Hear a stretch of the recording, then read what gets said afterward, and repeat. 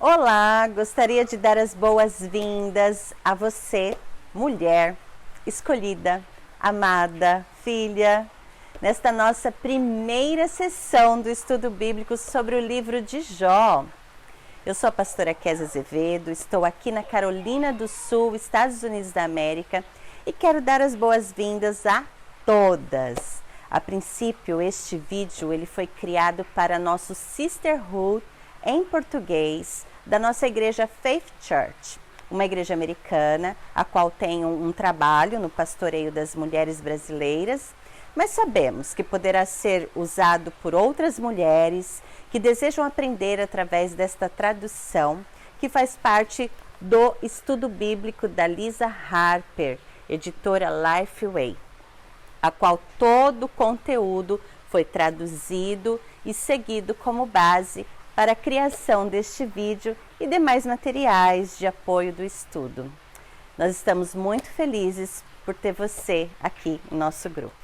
Este estudo bíblico, ele chama-se Uma História de Alegria Improvável e você vai fazer parte de uma jornada incrível.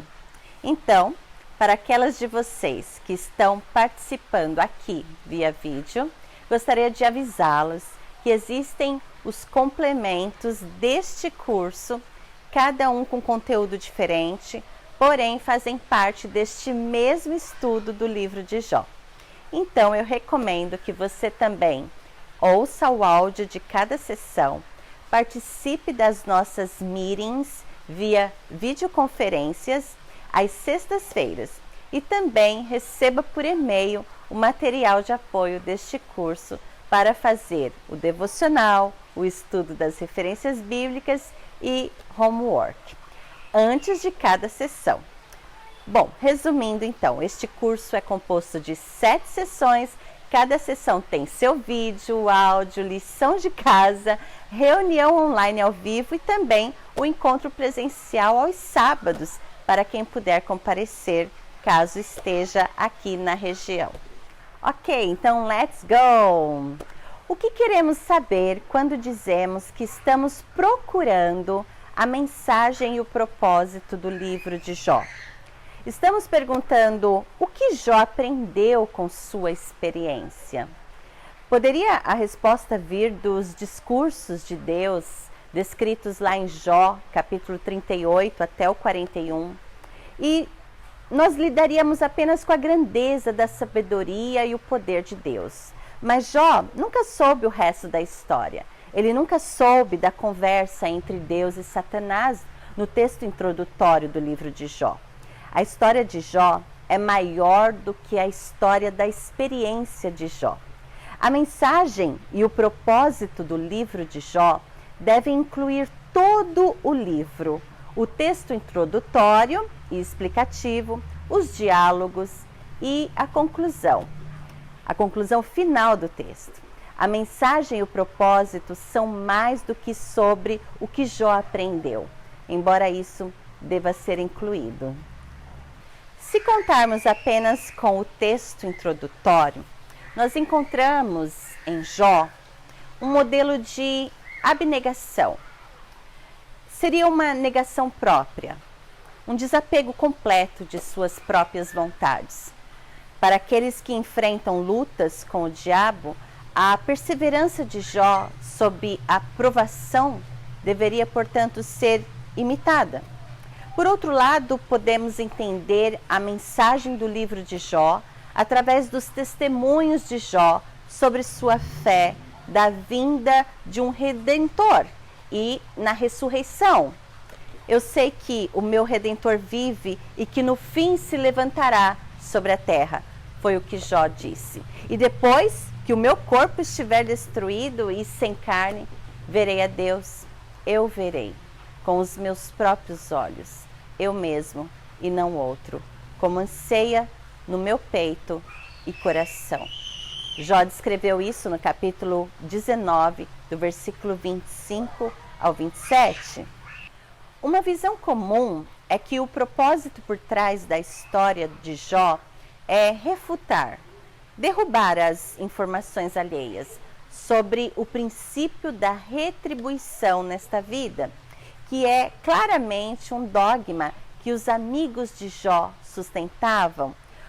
O princípio da retribuição afirma que ser justo e íntegro sempre traz prosperidade e felicidade, enquanto a maldade e optar por fazer o que é errado é o que traz a miséria. Até o próprio Jó acreditava, como muitos acreditam nos dias de hoje, que os inocentes não deveriam experimentar grande sofrimento, que isso deveria ser reservado para os ímpios que torcem o nariz para Deus. O livro certamente derruba esse dogma. Mas esta seria a mensagem principal? Essa visão não parece fazer jus a todas as partes do livro. Se classificarmos este como mensagem principal, deixamos de contemplar tantas outras informações importantes, como, por exemplo, o discurso de Deus em Jó 38 até o 41.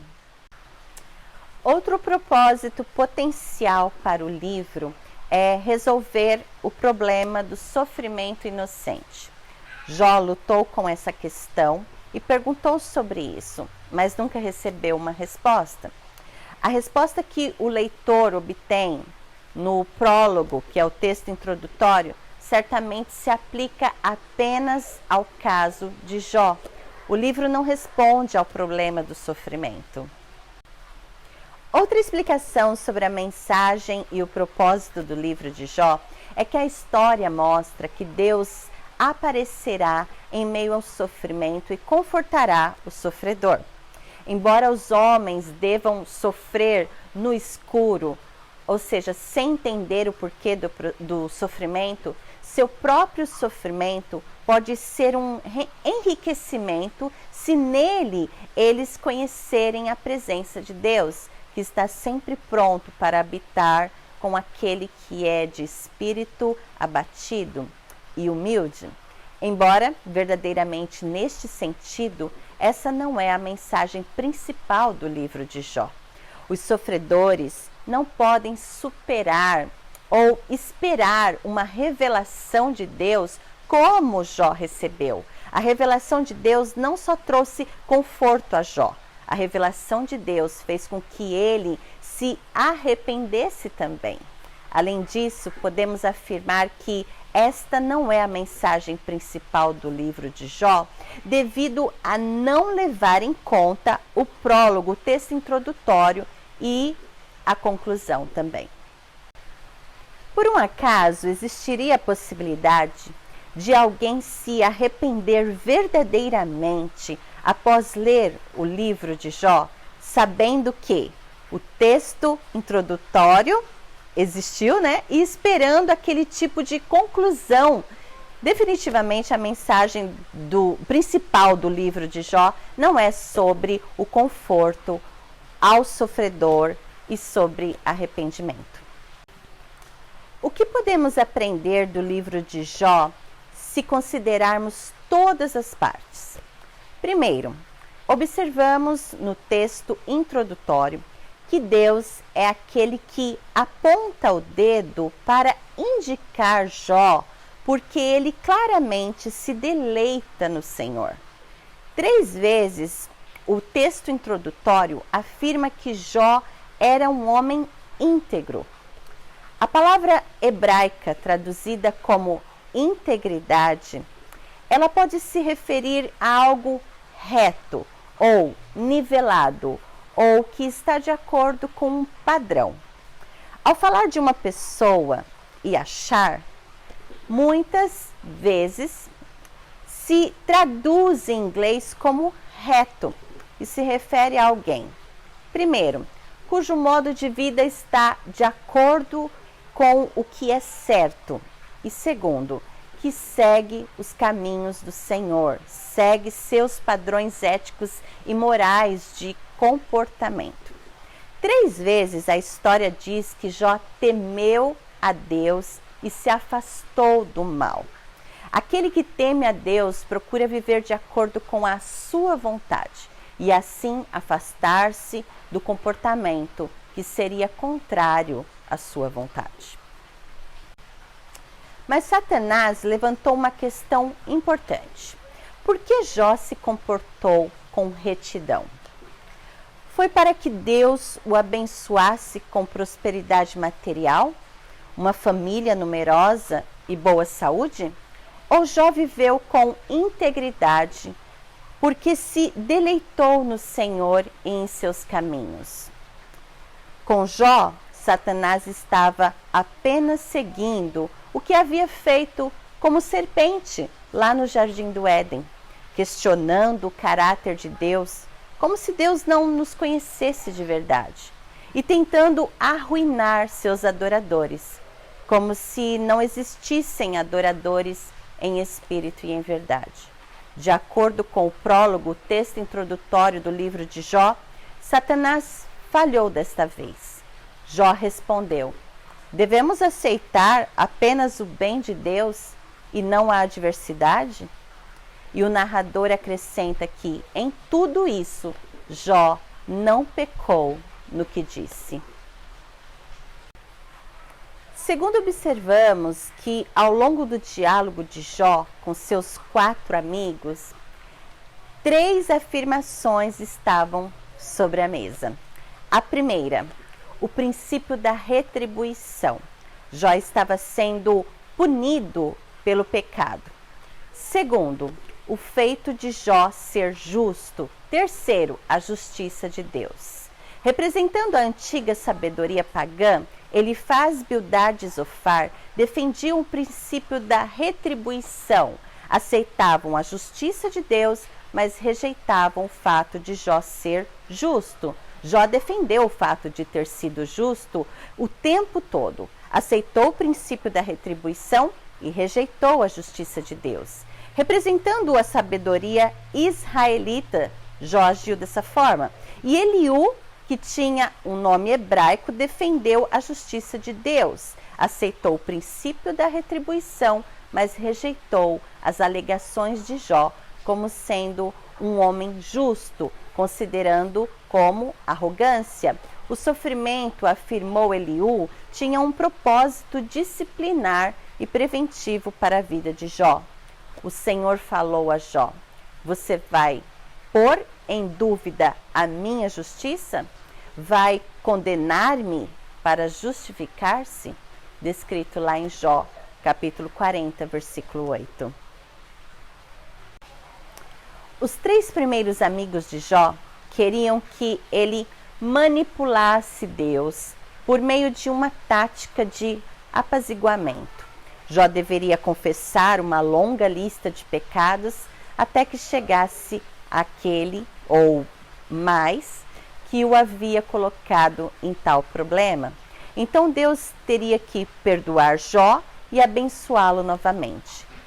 Jó, sendo um homem íntegro, recusou-se a confessar os pecados que não havia cometido.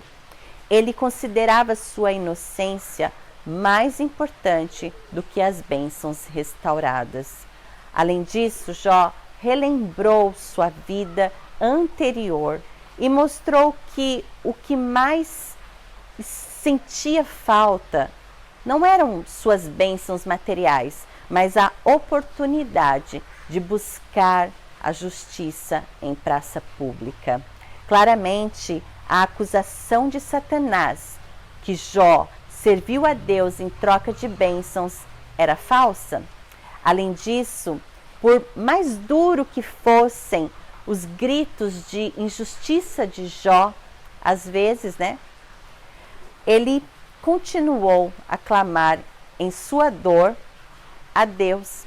Ele nunca virou as costas para Deus, mas continuou a buscá-lo, considerando Deus sua única esperança.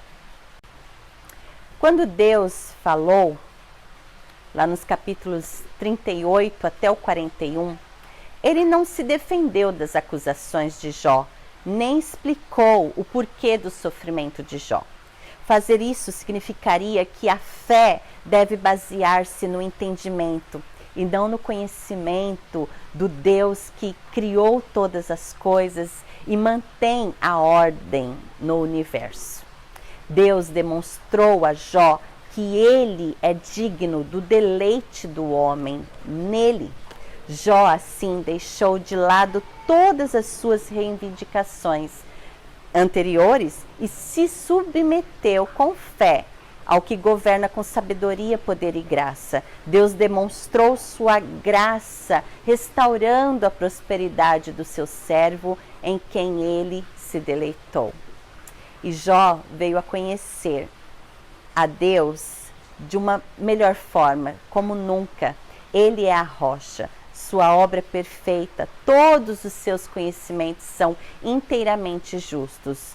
Um Deus fiel, sem preconceitos, ele é justo e verdadeiro.